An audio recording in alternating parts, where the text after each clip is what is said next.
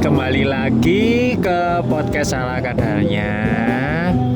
Nanti ada disajikan juga video terkait Ki Hajar Dewantara juga.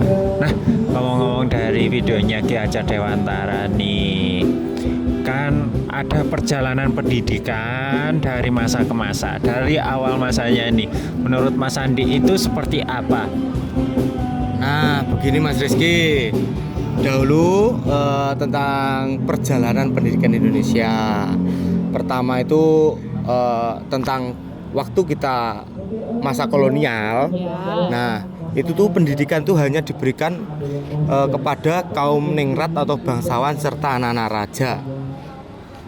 Nah, itu pun digunakan untuk menciptakan pegawai-pegawai negeri dengan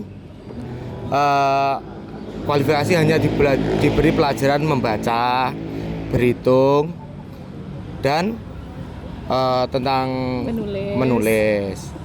Selanjutnya dikaitkan lagi dengan identitas manusia Indonesia. Manusia Indonesia itu unik, teman-teman. Kita itu ada 13.000 lebih dan 13.000 apa nih Mas?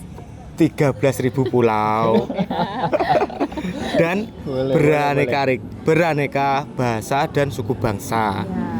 Nah, itu harus ada kurikulum yang mengakomodasi keunikan keragaman itu, teman-teman. Nah, itu keanekaragaman itu disatukan oleh pemersatu, yaitu adalah Pancasila. Ya, mungkin nanti lebih tepatnya penguatan dari Mas Andi nanti akan disediakan videonya. Nah, lebih pastinya tadi mau mengarah ke Pancasila nih. Terkait tadi podcast yang pertama itu adalah identitas Pancasila dan entitas Pancasila juga podcast pertama, nilai-nilainya juga. Nah, menurut Mbak Nia nih, pada saat pembelajaran itu bagaimana identitas dan entitas Pancasilanya? Ayo, kemarin podcast pertama dibahas loh, pernah sempat dibahas. Nanti saya kasihkan cuplikannya di podcast jilid kedua. Jilid pertama ya, podcast episode pertama nanti akan saya berikan juga. Ya, silakan. Oke, jadi tadi pertanyaan apa Mas? Boleh diulangi? Identitas Pancasila. Entitas Pancasila dan identitas Pancasila dalam pendidikan Indonesia ya. Oke, dari penjelasan Mas Andi tadi tentang entitas dan identitas, saya setuju banget nih. Karena apa? Kita kan banyak suku bangsa, banyak pulau seperti itu ya. Tentunya harus ada satu pemersatu bangsa, yaitu Pancasila. Nah, di dalam Pancasila itu kan juga terdapat nilai-nilai nih Mas ya. Nah, nilai-nilai di dalam Pancasila itu dapat kita terapkan dalam pembelajaran. Contohnya, ada nilai keagamaan bukan? Nah, dalam keagamaan kita bisa penerapan di SDPPL saya dahulu ya. Langsung penerapannya aja nih Mas ya. Itu adalah ketika memulai pembelajaran, itu anak-anak diwajibkan untuk melakukan berdoa. Selain itu, bahkan sebelum masuk ke pembelajaran, sebelum masuk ke gerbang sekolah, itu sudah dibiasakan dengan membaca doa, dan itu adalah doa kedua orang tua, Allahumma firli dunubi wali walidayya itu. Oke, itu merupakan suatu pencerminan atau apa namanya Mas? Implementasi dari nilai agama. Oke, ada lagi nih. Apa tuh? Ada nilai kebinekaan. Wah, apa itu? Ya, nilai kebinekaan. Kalau nilai kebinekaan itu merupakan nilai bagaimana seorang siswa itu merangkul semua perbedaan yang ada di dalam kelasnya, khususnya kelasnya dan sekolahnya. Dan bagaimana caranya? Kita sebagai guru itu harus menerapkan pembiasaan. Oke. Betul? Ya, pembiasaannya seperti dalam Pancasila itu untuk penerapan nilai kebinekaan itu juga bisa dilakukan dalam kolaborasi antar siswa. Iya, kolaborasi antar siswa. Jadi setiap siswa itu pastinya ada kegiatan proyek nih, kegiatan yang berkegiatan bersama. Nah, seorang guru itu mengarahkan bagaimana siswa itu harus merangkul semua perbedaan yang ada di dalam kelasnya, seperti itu. Mungkin.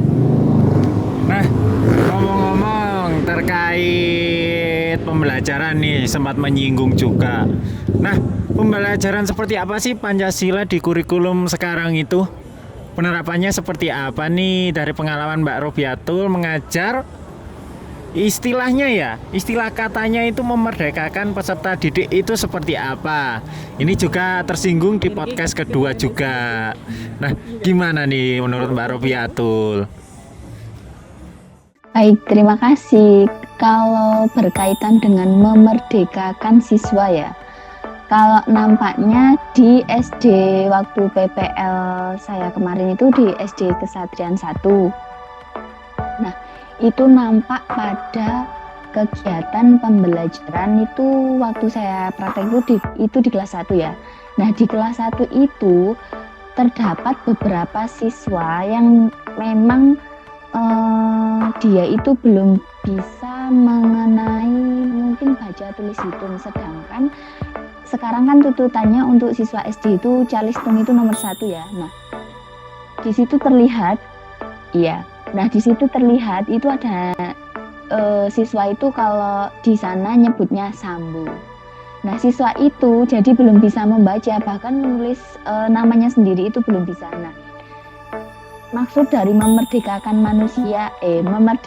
siswa di sekolah itu, di kelas itu, khususnya di kelas 1, matanya itu diberikan tugas. Nah, si Sambo ini dia juga diberikan tugas sama dengan temannya, cuma Bu Sunarti selaku wali kelasnya itu memberikan perhatian khusus kepada si Sambo ini tadi karena dia belum bisa. Jadi memerdekakan itu waktu di kelas itu Sambo itu dituntut untuk mengerjakan, tapi diberi kelonggaran waktu karena mengingat dia yang pertama belum bisa membaca, menulis, dan mungkin kita khususnya sebagai guru-guru muda ini kan menjadi PR kan kalau di kelas itu ada siswa yang memiliki perbedaan antara yang lain, maksudnya perbedaan secara penangkapan materi. Nah, itu sebagai guru muda kita itu memotivasi kita supaya bagaimana ya menciptakan media pembelajaran kepada peserta didik supaya dia memiliki kemauan dan motivasi belajar untuk meningkatkan, misalnya tadi Sambo tadi membaca seperti itu. Nah, waktu saya praktek kemarin kebetulan saya kan mengajar, jadi ini hubungannya jadi cerita pengalaman ya. Iya. Jadi waktu saya ngajar kemarin kebetulan kosakata. Materinya itu kosakata, pengenalan kosakata. Nah, waktu saya mengajar kemarin saya menggunakan media itu kartu abjad. Jadi si Sambo ini tadi termotivasi dia. Jadi misalnya saya nyebutkan kan, misalnya nulis namanya, misalnya huruf S. Jadi saya cari dulu contoh huruf S. Nah, nanti setelah saya sudah memberikan contoh itu tadi, saya kembalikan ke dia, saya suruh coba cari huruf tadi. Nah, itu dari situ dia dari satu kali pembelajaran di hari itu dia besoknya sudah bisa menulis namanya sendiri dengan singkat seperti itu. Ngomong-ngomong tadi pengalamannya sungguh berharga sekali ya. Bahkan untuk pengalamannya Mbak Nia sama Mas Andi juga sudah tereksplor di mana itu podcast episode kedua. Nanti bisa saja kalian kalau ingin melihat podcastnya yang sesi kedua untuk melihat pengalamannya Mas Andi dan Mbak Nia, bisa dilihat juga langsung, nanti ada di atas tuh ada namanya podcast sesi kedua. Nah, ngomong-ngomong tadi terkait memerdekakan peserta didik, sekarang itu abadnya abad ke-21 loh. Iya. Nah, gimana nih terkait teknologinya juga penerapannya untuk Mas Andi ini bagaimana? Terutama Mas Andi ini ya istilahnya kakek-kakek ya. Kakek-kakek gaptek ya. Ini bagaimana pengalamannya selama PPG ini, bisa belajar Canva juga atau ada kesan pesannya terkait abad 21 ini dalam mengajar peserta didik yang up to date sekali ini? Ya, untuk itu ya harus mengikuti perkembangan zaman, Mas Seperti Rizky. Ki Hajar Dewantara Seperti kan ya. Ki Hajar Dewantara, dan pendidikan itu sepanjang hayat ya teman-teman ya. Iya. Harus mengikuti perkembangan zaman yang ada.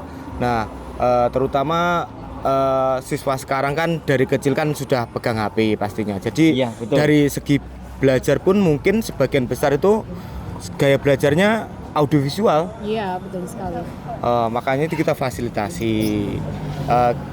Gimana ya, kita sebagai calon pendidik ya juga harus serahkan saja Mbak Nia. Oke. Iya. Jadi Iya, Jadi implementasinya. kalau implementasinya sudah dijelaskan nih sama Mas Andi tentang bagaimana anak sekarang itu sudah belajar tentang HP. Masih kecil aja sudah pegang HP. Otomatis kita juga harus mengikuti perkembangan anak dan perkembangan zaman juga nih Mas.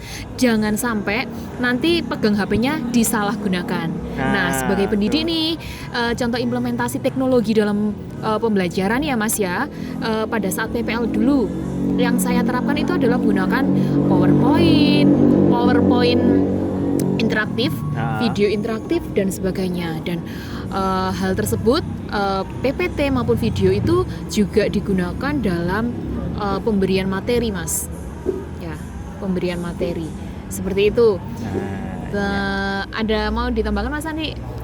Mungkin tadi sempat menyinggung kesan pesannya, sungguh bagaimana nih dari awalnya ya istilahnya ya kurang up to date, sekarang terpaksa up to date nih Mas Andi juga nih. Mbak Robiatul nanti juga untuk teknologi abad 21 ini kesan pesannya gimana? Cara ngajarnya perlu pakai media-media seperti apa? Mungkin nanti tolong disiapkan dulu ya. Untuk awalnya tadi Mas Andi bagaimana kesan pesannya? Apakah gimana atau nggak bisa tidur atau gimana? Untuk pesan-kesannya sangat luar biasa sekali teman-teman. Menggunakan media-media yang serba digital ini, saya khususnya belajar dari teman-teman yang lebih muda atau tutor teman sejawat. Nah, begitulah cerita pengalaman saya belajar tentang teknologi yang up to date sampai saat ini. Nah, kita teruskan yang ditanya-tanya. Sekarang kita tanya moderator. Boleh. Juga dong. Iya, boleh. Mas Rizky, bagaimana kesan-kesan Mas Rizky tentang pembelajaran abad 21 ini yang apa itu namanya? Serba digital dan berpihak kepada peserta didik. Nah, sekarang Mas Rizky mohon dijawab. Wah, ternyata saya dikembalikan. Ternyata. Nah, untuk kesan pesannya ini sudah terlihat di PPG ini sudah menerapkan konsepnya Ki Hajar Dewantara. Teman-teman pasti udah tahu. Ing ngarsa sung tulado, ing Yo mangun karso, tutwuri handayani. Nah, Mas Andi juga tadi sudah minta dorongan juga dari teman-teman anak-anak muda.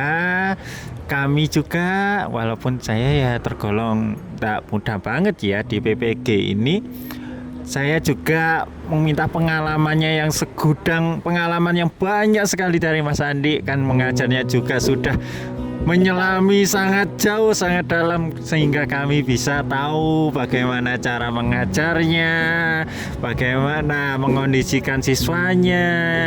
Kan kita juga perlu bertukar pengalaman juga. Iya, bertukar pengalaman juga ke Mas Andi juga, ke Mbak Nia juga. Iya, apalagi nih Mas, saya sama Mas Andi itu kan lulusan sebelum COVID nih.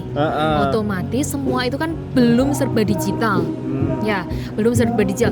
Zaman dahulu, walaupun skripsi, walaupun apapun, itu masih menggunakan media sangat manual banget, ya nggak sih? Ya, dulu kan waktu skripsi kami itu sama mbaknya itu bawa buku yang banyak sekali. Itu sebagai referensi daftar pustaka kan ya? Betul. Sekarang ada Google Scholar kan? Ya, maka dari itu kita juga minta apa ya Mas ya? Minta informasi minta ilmu lah kepada dari yang lebih muda. Iya, apalagi generasi Covid nih ya. Iya, generasi COVID.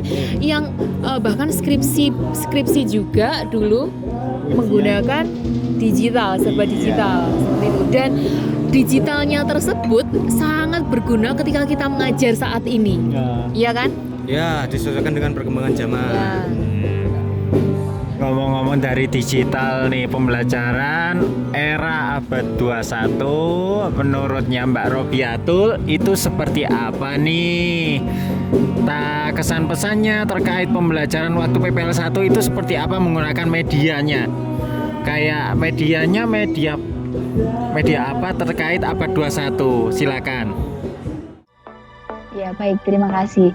Nah, tadi sudah disinggungkan kalau misalnya belajar itu audio visual ya. Nah, waktu PPL ya. Nah, PPL 1 kemarin kebetulan dari mulai praktik mengajar 1 sampai praktik mengajar 3, modul 1 sampai modul 3 itu saya menggunakan media berupa YouTube. Jadi bukan YouTube, video. Jadi siswanya itu entah itu materinya atau soalnya itu saya menggunakan di laptop. Jadi membutuhkan proyektor. Nah, itu juga meningkatkan motivasi belajar siswa ya. Jadi siswa itu sangat antusias, khususnya di kelas 1 itu untuk waktu pembelajaran itu sangat antusias. Jadi kalau media-media yang mengikuti zaman, istilahnya masa kini, kayak melihat, terus videonya itu interaktif, menarik siswa. Seperti kemarin saya pembelajaran mengenal kosakata itu mencari media dari YouTube. Nah, itu kan videonya itu menarik dan kartun gitu. Jadi siswa itu antusias dan waktu mengamati video itu benar-benar memperhatikan. Ya, ada 1-2 anak itu rame sendiri karena namanya juga anak SD kan. Tapi selama saya praktek mengajar itu, menurut saya dan penilaian dari guru pamong itu, siswa itu antusias dan sangat mengikuti saat pembelajaran. Nah, ngomong-ngomong soal media digital saat ini, tentunya kalau saya kan kemarin sama dengan Mas Andi, sama dengan Mbak Nia, lulusan sebelum COVID ya. Jadi waktu praktek kemarin, waktu PPL sebelum PPG ini, itu kan medianya mungkin masih media yang mungkin dari kertas, dari karton, seperti itu. Nah, sekarang ini di era digital ini, di abad 21 ini, kita itu sebagai guru ibaratnya dimudahkan mencari apapun di media sosial ada. Contohnya membuat video